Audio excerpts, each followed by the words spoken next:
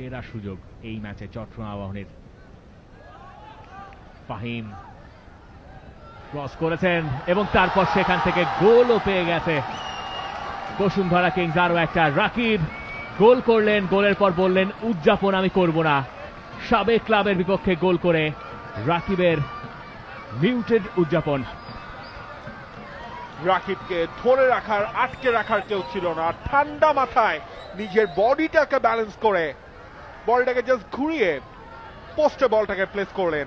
কাজটা করেছিলেন ফয়সাল আহমেদ ফাহিম, কি করলেন ওখানে দেখুন।